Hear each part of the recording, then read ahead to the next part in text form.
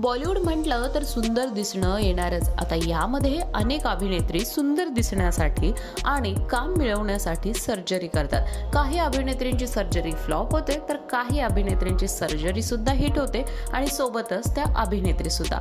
आता या अभिनेत्री अशाच आहेत ज्यांच्या सर्जरीनंतर खरं तर त्यांना चांगलं काम मिळालं. नक्की या अभिनेत्री कोण? चला पाहूया.